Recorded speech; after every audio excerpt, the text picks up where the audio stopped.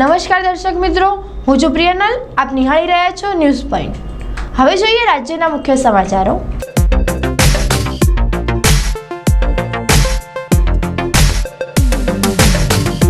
બનાસકાંઠા જિલ્લાના police headquarter ખાતે postal બેલેટથી મતદાન યોજાયું. હોમગાર્ડ, જીઆરડી, એસઆરપી અને પોલીસના જવાનોએ કર્યું મતદાન.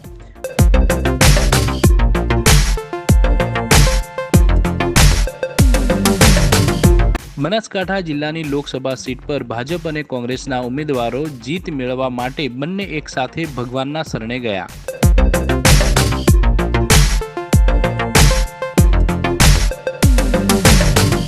કૂતરાને જોઈને ઊભી પૂંછડીએ ભાગનાર રીંછ આખરે પકડાયું. વન વિભાગની ટીમે પાલનપુર તાલુકાના કુસ્કલ પાસેથી રીંછને બેભાન કરીને પાંજરે પૂર્યો.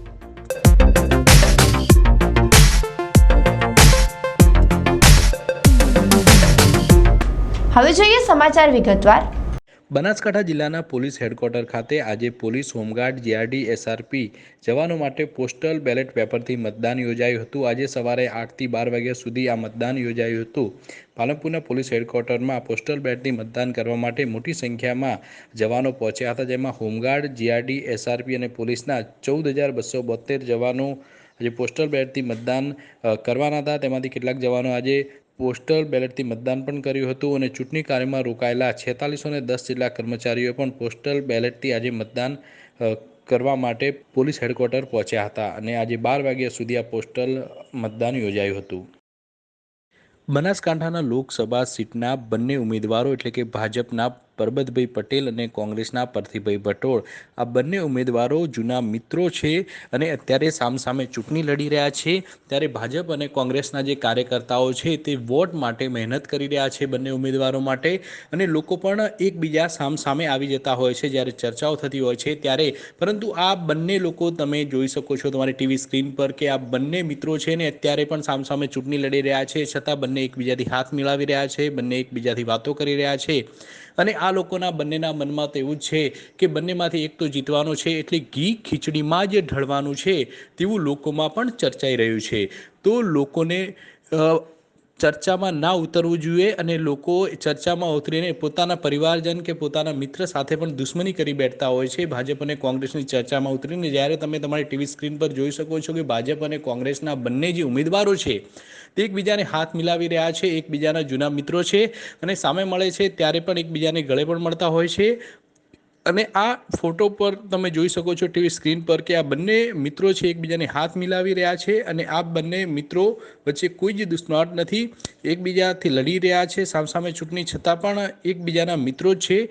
તેથી સામાન્ય લોકોએ પણ ભાજપ કે કોંગ્રેસ કે કોઈ અન્ય પાર્ટીના કાર્યકર્તા બનવું જોઈએ, પરંતુ ઉશ્કેરાટમાં આવીને કોઈના મિત્રો સાથે કે તેમના પરિવારજનો સાથે કોઈ સંબંધ બગાડવા ના જોઈએ. કારણ કે રાજનૈતિક પાર્ટીના જે પણ નેતાઓ હોય છે તે નેતાઓ આખરે એક થઈ જતા હોય છે અને એ નેતાઓ હંમેશા દુશ્મન હોતા જ નથી, ક્યારે પણ હંમેશા મિત્રો જ હોય છે. તો તમામ લોકોએ પણ આ બાબતનું ધ્યાન રાખવું જોઈએ. અને આ ચૂંટણી તો આવતી અને જતી હોય છે, તેથી ચૂંટણીને લઈને કોઈ તમારા જે મિત્રો હોય છે, તમારા સગાવાલા હોય છે, તેમની સાથે ચર્ચાઓમાં ઉશ્કેરાટ ના લાવી દેવો જોઈએ. ગુજરાત પ્રદેશ ભાજપના પ્રભારી અને રાષ્ટ્રીય ઉપાધ્યક્ષ ઓમજી માથુર આજે નવરાત્રિના છેલ્લા નોરતે મા અંબાના દર્શન કરવા અંબાજી પહોંચ્યા હતા. અને અંબાજીમાં એક એવું તીર્થ સ્થળ છે જ્યાં અનેક નેતાઓ અને અભિનેતાઓ દર્શનાર્થે પહોંચી પોતાની મનોકામના માટે પ્રાર્થના કરતા હોય છે. ત્યારે હાલમાં ચાલી રહેલી લોકસભાની ચૂંટણીના પ્રવાહને લઈને નેતાઓ વધુ માત્રામાં દર્શને પહોંચી રહ્યા છે. ઓમજી માથુર પણ મા અંબાના દર્શને પહોંચી નિજ મંદિરમાં પૂજા અર્ચના સહિત કપૂરની આરતી કરી હતી અને ત્યારબાદ માતાજીની ગાદી ઉપર વડજી મહારાજના પણ આશીર્વાદ લીધા હતા અને રક્ષાપોટલી બંધાવી હતી. અંબાજી પહોંચેલા ઓમજી માથુરે જણાવ્યું હતું કે હાલમાં સમગ્ર દેશમાં મોદીની લહેર છે અને ગુજરાતમાં 26 સીટોની મુલાકાતો લીધી છે, જેમાં આ વખતે સીટો ઉપર લીડ વધે તેવી પ્રાર્થના મા અંબાને કરી દેશના વડાપ્રધાન તરીકે નરેન્દ્ર મોદી ફરી સત્તા ઉપર બેસે તે માટે માતાજીના આશીર્વાદ લઈ દેવીના દરબારમાં નતમસ્તક થયા હતા. બનાસકાંઠા જિલ્લામાં કાંકરેજ તાલુકો પાટણ સાંસદ મતક્ષેત્રમાં આવતો હોય ત્યારે ચૂંટણીઓનો જંગ જામ્યો છે. ત્યારે કાંકરેજ તાલુકાના ગ્રામ્ય વિસ્તારોમાં ચૂંટણી પ્રચાર દરમિયાન કોંગ્રેસ દ્વારા વિવિધ ગામોની મુલાકાત બાદ આજે વરસડા ગામે કોંગ્રેસની સભાનું આયોજન કરવામાં આવ્યું હતું, જેમાં વરસડા ગામના સરપંચ ગામના લોકો દ્વારા મહાદેવના મંદિરમાં સભા યોજવામાં આવી હતી, જેમાં કોંગ્રેસના આગેવાનો, બનાસકાંઠા જિલ્લા પંચાયતના શિક્ષણ સમિતિ ચેરમેન લક્ષ્મીબેન કરણ, જિલ્લા પંચાયતના સદસ્ય ભૂપતજી ઠાકોર, કાંકરેજ કોંગ્રેસ તાલુકા પ્રમુખ હેમજીભાઈ જોશી. ત્યારે હવે પ્રજા મોદીથી અને મંદીથી કંટાળી ગઈ છે. ત્યારે દેશમાં રાહુલ ગાંધીની સરકાર બનાવવા જઈ રહ્યા છીએ, ત્યારે જગદીશભાઈ ઠાકોરને પણ જંગી મતોથી વિજય મેળવે તેવી આશા વ્યક્ત કરી હતી. Bureau report Ramjibhai Raigor, Kankrej.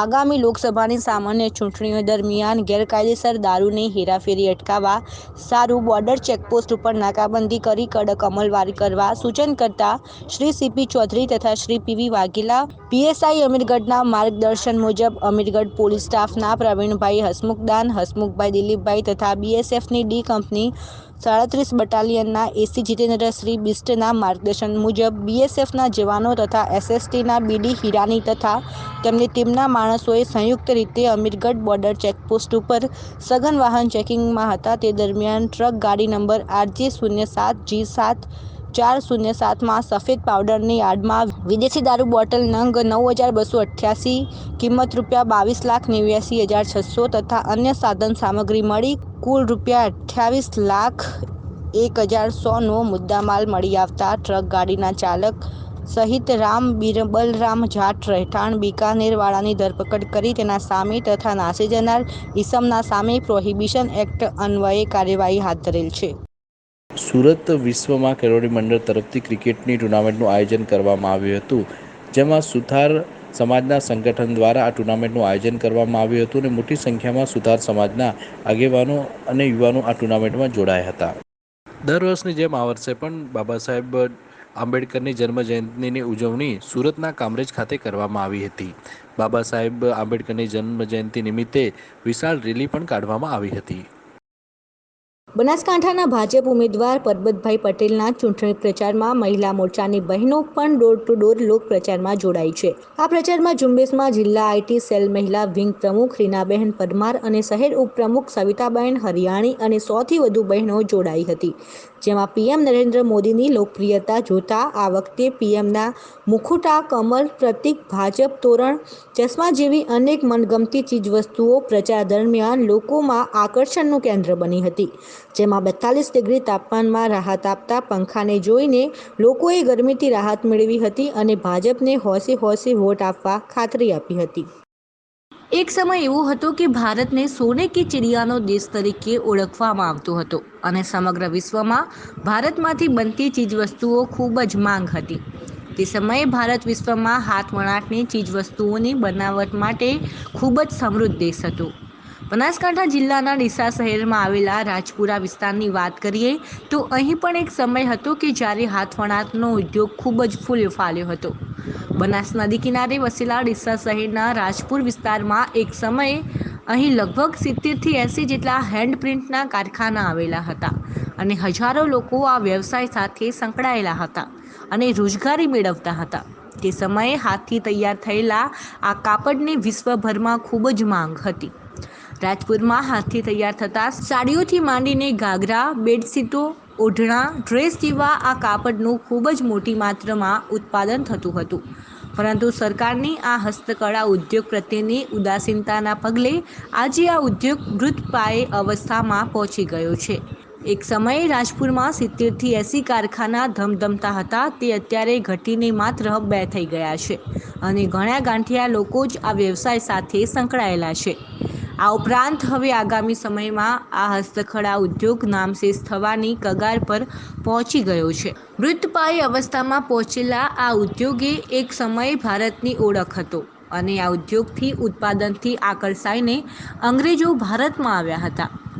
પરંતુ સરકારની ઉદાસીનતાના લીધે ભારતની આ ઓળખ ભૂસવા માંડી છે. ત્યારે વર્તમાન સમયમાં આ ભૂલાતી જતી કળાને સાચવી બેઠેલા હજુ લોકો માંગ કરી રહ્યા છે કે જો સરકાર દ્વારા આ ઉદ્યોગોને પ્રોત્સાહિત કરવામાં આવે અને નિકાસ માટેની યોગ્ય વ્યવસ્થા ઊભી કરવામાં આવે તો ભૂલાતી જતી આ કલાને ફરી જીવંત બનાવીને આ ઉદ્યોગને ફરી એકવાર ધમધમતો કરી શકાય છે. કેન્દ્ર સરકાર દ્વારા સ્કિલ ઇન્ડિયા પ્રોજેક્ટ અંતર્ગત ભારતના અનેક પ્રાચીન હસ્તકળાના ઉદ્યોગોને જીવંત કરવાનો સુંદર પ્રયાસ કરવામાં આવ્યો છે. ત્યારે ભૂલાતા જતા આ હાથ છાપકામના ઉદ્યોગ માટે સરકાર દ્વારા નિકાસની વ્યવસ્થા કરવામાં આવે તો ભારત વિશ્વમાં હાથ છાપકામની વસ્તુને નિકાસ કરનાર મોટો દેશ બની શકે છે અને તેનાથી સ્થાનિક કારીગરોને રોજગારી આપવા ઉપરાંત દેશના વિદેશી હુડિયામણમાં પણ વધારો કરી શકાય છે. અમારા ધંધાની ડિમાન્ડ વિદેશોમાં બહુ છે, પણ અમારી જોડે કોઈ સપોર્ટ છે નહીં. નથી કોઈ સરકારી સપોર્ટ કે નથી કોઈ એક્સપોર્ટરોનો. હવે આમાં રાજ્ય સરકાર, અમારા ગુજરાત રાજ્ય સરકાર આમાં કંઈ કરે અને એક્સપોર્ટ માટે કોઈ સ્કોપ ઊભા કરે અને અમને સપોર્ટ કરે, કોઈ સહાય કરે તો આ ધંધો અમારો ડેવલપ થઈ શકે એમ છે. બાકી આ ધંધો હવે મૃતપ્રાય ગણો તોય ચાલે. આ છેલ્લા 1-2 કારખાના ચાલે, એ હવે પાછળની પેઢી કરશે કે નહીં કરે એનું કોઈ નક્કી નથી. હવે આનું એક્સપોર્ટ માટે કોઈ ડિમાન્ડ કરાવે અને સરકાર તરફથી સારી સહાય યોજનાઓ મળે તો આ ધંધો પાછો જીવન થાય છે અને થઈ શકે એમ છે. આ વ્યવસાય જે ધંધો અમારો જે કાપડનો પ્રિન્ટનું કામ છે એ લગભગ 100 વર્ષથી ચાલુ જ છે. પણ અમારા એ વખતે બાપ દાદાઓ જે કામ કરતા હતા એ વખતે મોટા પાયે અમારું કામ ચાલતું હતું. પણ આજની તારીખમાં દેખવા જઈએ તો બહુ ગણ્યા ગાંઠિયા જેવું જ છે. પહેલાં તો લગભગ 70થી 80 કારખાના ચાલુ હતા, એટલા મજૂરો પણ હતા. હાલમાં દેખવા જઈએ તો 1-2 કારખાના જ માંડ ચાલુ છે અને એમાં પણ અમુક થોડા ઘણા મજૂર ભાઈઓ કામ કરી રહ્યા છે. કારણ એનું કે અમને કામ પૂરતું ન મળવાથી આ ધંધો પડી ભાંગ્યો છે. અને અમે અહીંયા આગળ વેરાયટીમાં તો બહુ મોટા પાયે પહેલાં તો અમારે ઘાઘરાની પ્રિન્ટો ચાલતી અને હાલની અંદર અમે ડ્રેસની અંદર જે લેડીઝો જે ડ્રેસ પહેરે છે હાલમાં અમે ડ્રેસ બનાવીએ છીએ, સાડી પણ બનાવીએ છીએ અને બેડશીટો પણ બનાવીએ છીએ અને જૈનોમાં જે પૂજા જોડ વપરાય છે એ પૂજા જોડો પણ બનાવીએ છીએ. પણ કહેવાનો મતલબ કે એટલું બધું પ્રમાણમાં કામ અમને નથી મળતું. હવે સમય થયો છે એક નાનકડા વિરામનો. એન્જલ સ્કૂલ ડીસા નર્સરીથી ધોરણ 12 સાયન્સ કોમર્સ સુધીની અંગ્રેજી અને ગુજરાતી માધ્યમની સંપૂર્ણ સ્કૂલ, હવા ઉજાસવાળા અને સ્વચ્છ digital classrooms, library, computer lab, physics, biology અને કેમિસ્ટ્રી લેબની સગવડ, સ્કેટિંગ, આર્ચરી અને સેપક ટકરાવ જેવી રમતગમતની સુવિધાઓ, dance, music and monthly competitions, secondary અને હાયર સેકન્ડરી સેક્શનમાં મંથલી મોટિવેશનલ પ્રોગ્રામ. સ્થળ Angel school, Mahalakshmi park, Patan highway, Deesa. Admission open. તારીખ 15/2/2019 સુધી એડમિશન ફોર્મ મેળવી લેવા. વિરામ બાદ આપનું પુનઃ સ્વાગત છે. ગાયત્રી પરિવારનો આધારભૂત સ્તંભ સાધના છે. ગાયત્રી પરિવાર પોતાની દૈનિક જીવનશૈલીમાં સાદું જીવન, ઉચ્ચ વિચારના સૂત્રની સાથે સાધનાને વિશેષ પ્રાધાન્ય આપે છે. જેમાં શક્તિ સાધનાના પર્વ એવા આસો અને ચૈત્ર એમ બંને નવરાત્રિમાં તો વિશેષ અનુષ્ઠાન અને જપ તપ કરે છે. દર વર્ષની માફક ચાલુ વર્ષે પણ ચૈત્ર નવરાત્રિ પર્વ પર ગાયત્રી પરિવાર ડીસા દ્વારા શક્તિપીઠ પર સામૂહિક અનુષ્ઠાન, ધ્યાન વગેરેની વ્યવસ્થા ગોઠવવામાં આવી હતી. પ્રાતઃ 4 કલાકથી સાંજે 8 સુધી શક્તિપીઠના સાધના ખંડમાં અનેક સાધકો અને પરિજનોએ લાભ લીધો હતો. પ્રાપ્ત થતી માહિતી પ્રમાણે માત્ર ચૈત્ર નવરાત્રિમાં નોંધાયેલ સાધકોની વિગતો પ્રમાણે આ સાધના પર્વના 9 દિવસમાં જ લગભગ 41 લાખ ગાયત્રી મંત્રના જાપ થતા હોય છે અને 1.98 લાખ ગાયત્રી મંત્ર લેખન થયું હતું તથા 2150 ગાયત્રી ચાલીસા પાઠ થયા હતા.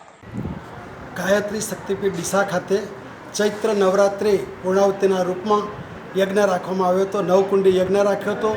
રામ જન્મ માટે, રામનો જન્મ આજે ચૈત્ર સુદ થયો હતો 9ને દિવસે, એટલે જન્મદિવસ બી સારી રીતે ઉજવ્યો છે. 9 કુંડી યજ્ઞની અંદર બધા જ ભાઈઓએ ભાગ લીધો હતો. 300થી 400 ભાઈ બહેનોએ ભાગ લીધો હતો. જેને અનુષ્ઠાન કર્યું હોય, 24,000 મંત્ર કર્યા હોય, જેને ગાયત્રીની ઉર્જા મળી હોય એ બધાએ જ એમાં ભાગ લીધો. બહુ સુંદર રીતે આયોજન થયું હતું ગાયત્રી શક્તિપીઠ ઉપરની, અને છેલ્લે પ્રીતિભોજન રાખવામાં આવ્યું હતું. બધાએ પ્રસાદ પણ એક સાથે લીધો હતો. એક ઉર્જા અને આનંદ મળ્યો હતો, બધાને આનંદ થઈ ગયો હતો. અને ખાસ સમાચાર મળ્યા હતા કે રામનવમીના દિવસે રામ એક મર્યાદા પુરુષોત્તમ હતા. રામના જીવનમાંથી પ્રેરણા લેવાની છે. રામ જે રીતે જીવ્યા એ રીતે આપણે જીવન જીવવું જોઈએ. પિતા જોડે કેવો સંબંધ રાખવો, પત્ની જોડે કેવો સંબંધ રાખવો, ભાઈઓ જોડે કેવો સંબંધ રાખવો, એના માટે રામ જીવન આપ્યું. તો રામનું જે જીવન છે એ જ જીવન જીવવાની કળા આપણને શીખવે છે. એમના જીવનમાંથી ઘણું શીખવાનું છે. એ પ્રેરણા લઈને આપણે જીવન રામ જેવું બનાવીએ. રામે જિંદગીભર અનીતિ સામે લડાઈ કરી હતી.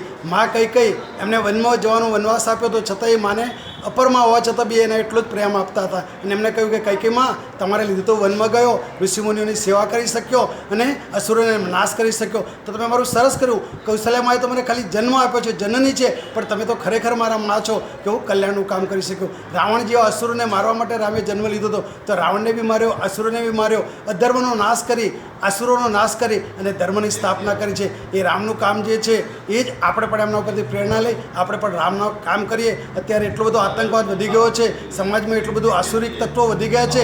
એ આસુરિક તત્વોને સામે લડવું જોઈએ. અનીતિ જોઈને ઠંડા નહીં બેસવું જોઈએ.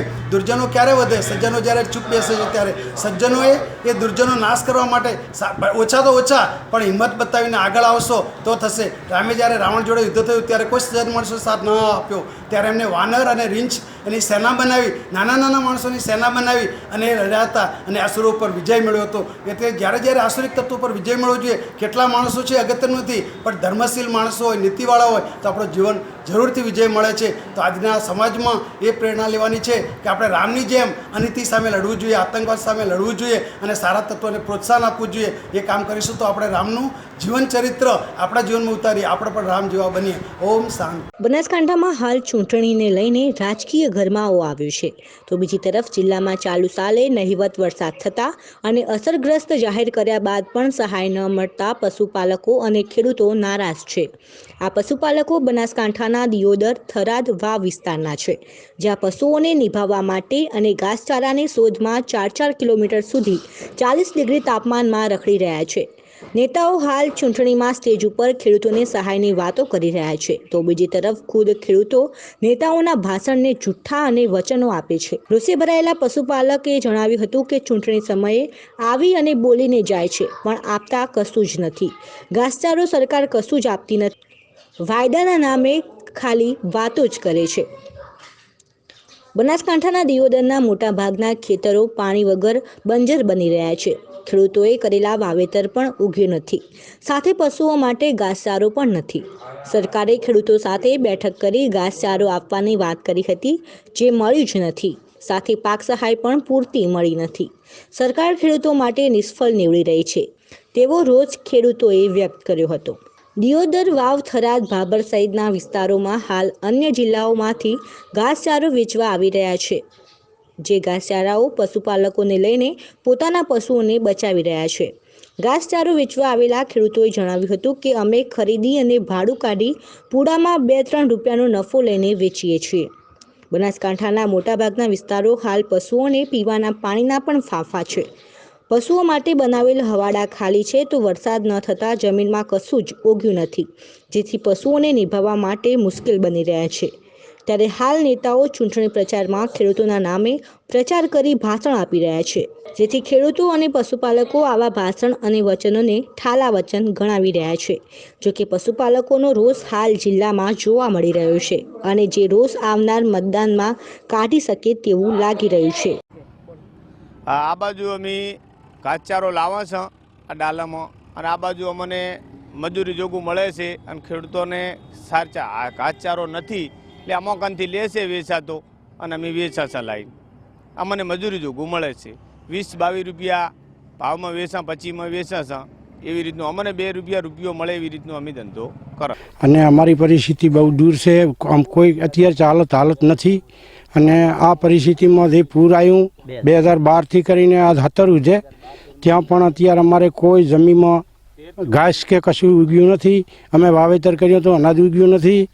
અત્યારે અમારે ડેડાઉગા બ્રાન્ચમાંથી પાણી આવે છે તો ખેડૂતોને અડધું મળે ને અડધું ન મળે, પણ તોય ખેડૂતને કોઈ માલને કે કોઈ ખાસ કરવું હોય ઘાસ તોય થતું નથી. અમારે સાહેબ આની સહાય આલે, પાણી આલે ને ખેતીવાડીમાં કોઈક આ વળતર હાલે તો આ ખેડૂત બધા ઊભા થઈ શકે, વીમો કે બીજું ત્રીજું, અને સારી રીતે હાલે તો અમે જીવી શકીએ, નકા જીવાય એમ નથી.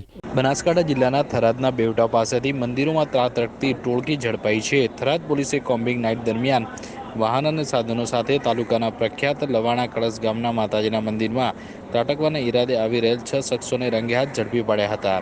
થરાદ પંથકમાં ચકચાર સાથે સનસનાટી મચાવનાર તમામને પોલીસે ચોરીના પ્રયાસનો ગુનો નોંધી વધુ તપાસ હાથ ધરી છે.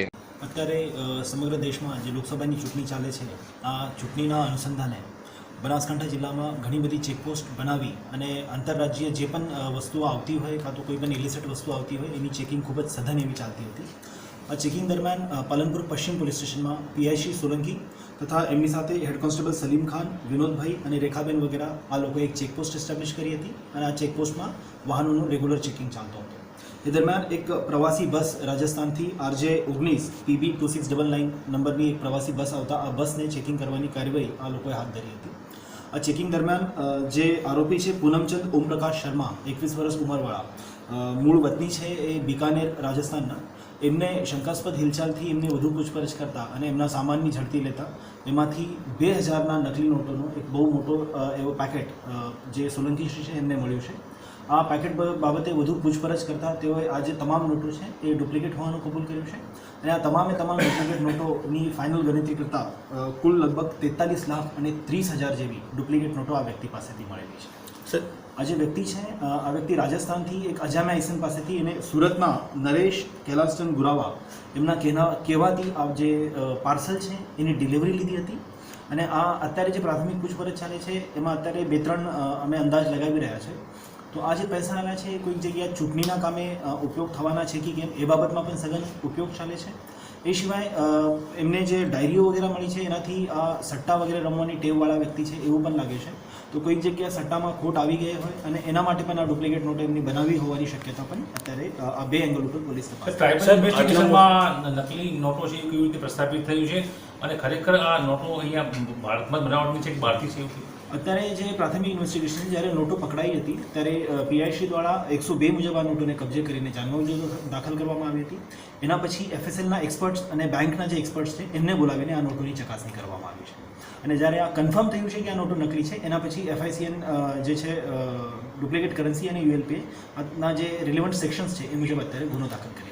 એટલા મોટા પ્રમાણમાં નકલી નોટો બનાવી છે, ક્યાંથી બનાવી છે કોઈ પ્રાથમિક સૂત્ર હજી સુધી આ બાબતમાં ઇન્વેસ્ટિગેશન ચાલે છે, પણ પ્રાથમિક દૃષ્ટિએ જે નોટોના સિરીઝ અને એમના જે સિરીઝના ડિટેલ્સ છે એનો અભ્યાસ કરતા આ નોટો જે છે એ ખૂબ જ ક્રૂડ પદ્ધતિથી અને મોસ્ટ પબ્લિક ફોટોકોપિયર અથવા તો પ્રિન્ટિંગ મશીનને ના આધારે બનાવેલી હોય એવું અત્યારે લાગે છે. કારણ એમાં જે સિરીઝેસ છે નોટોની એ ઘણી બધી વખત ડુપ્લિકેટ થાય છે.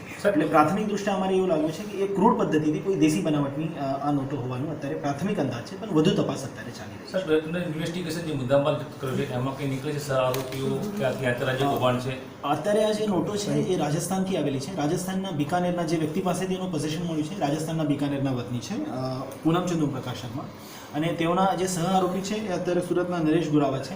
એમના ધરપકડ માટે પણ સુરત પોલીસ સાથે સંકલન કરીને અમે અત્યારે કરી રહ્યા છે. પણ જે ડિલિવરી પૂનમચંદને આપવામાં આવી છે એ બાબત હજી પણ it's a matter of investigation અને એ બાબતમાં વધુ તપાસ કરી અને પોલીસ આગળ વધશે. સર, સર્ચ દરમિયાન કોન્શિયસ પોઝિશન કેવા પ્રકારનો હતો? સોરી, કોન્શિયસ પોઝિશન કે હાથમાં હતા, બગલ में था? એના થેલામાં હતો. એમની પાસે એક ગુજરાતીમાં આપણે ચીકણી કલર જેને કહીએ તો ચીકણા કલરની એક થેલો હતો અને એમની જે બોડી લેંગ્વેજ હતી એ શંકાસ્પદ લાગતા જે અમારી પોલીસ સ્ટેશનની ટીમ છે એની વધુ પૂછપરછ કરી અને એને પછી એના સામાનની ઝડપી કરી છે, જેમાં પોલીસને આ સફળતા.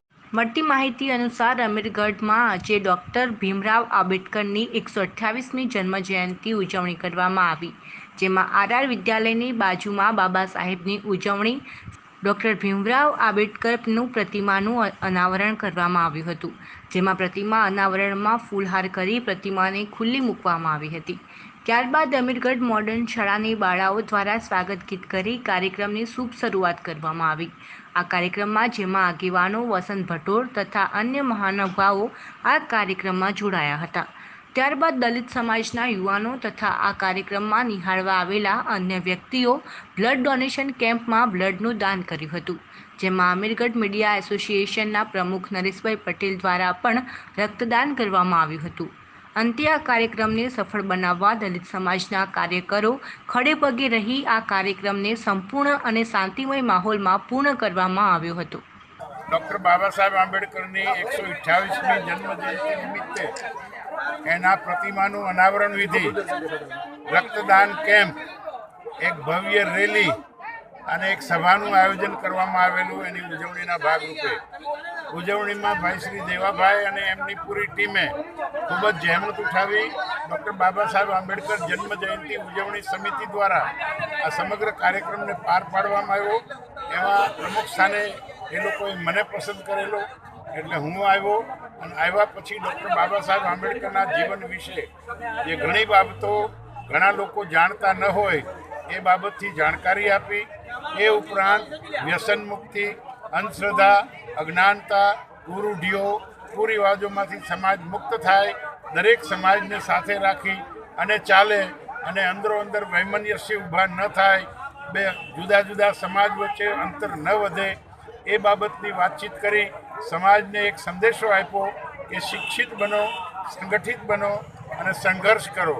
સંઘર્ષ એટલે ક્યાંય લડાઈ ઝઘડો કરવા જવાનો સંઘર્ષ નહીં, પ્રગતિ માટે સંઘર્ષ, આગળ વધવા માટે સંઘર્ષ, હરીફાઈ માટે સંઘર્ષ, એ જાતની મહેનત કરવાનું છે. કોમ્પિટિશનનો યુગ છે એટલે પ્રગતિ કરવાની અને ખૂબ બાળકોને ભણાવવાના એ દિશામાં આગળ વધવા માટેનો સંદેશો આપેલો છે. નામ બોલો.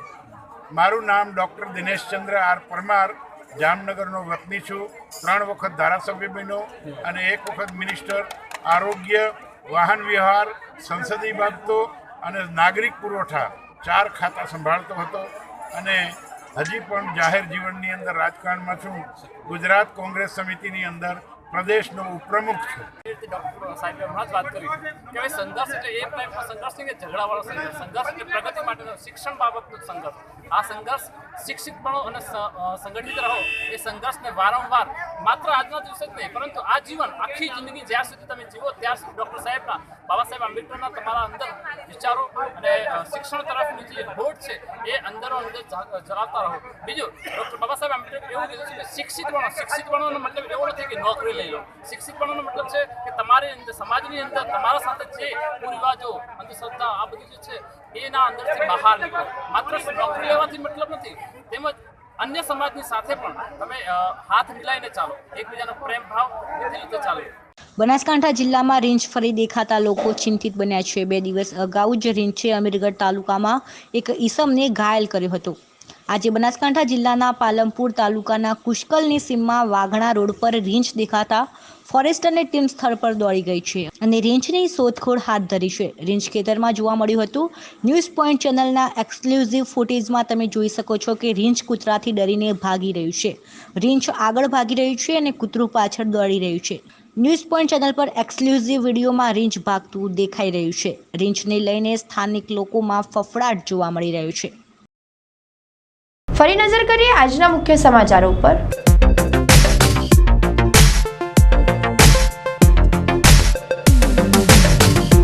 બનાસકાંઠા જિલ્લાના પોલીસ હેડક્વાર્ટર ખાતે પોસ્ટલ બેલેટથી મતદાન યોજાયું. હોમગાર્ડ, જીઆરડી, એસઆરપી અને પોલીસના જવાનોએ કર્યું મતદાન.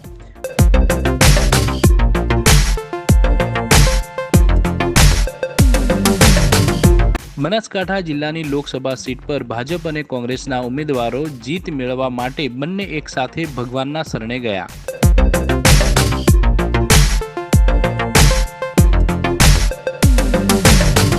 કૂતરાને જોઈને ઊભી પૂંછડીએ ભાગનાર રીંછ આખરે પકડાયું. વન વિભાગની ટીમે પાલનપુર તાલુકાના કુશકલ પાસેથી રીંછને બેભાન કરીને પાંજરે પૂર્યો.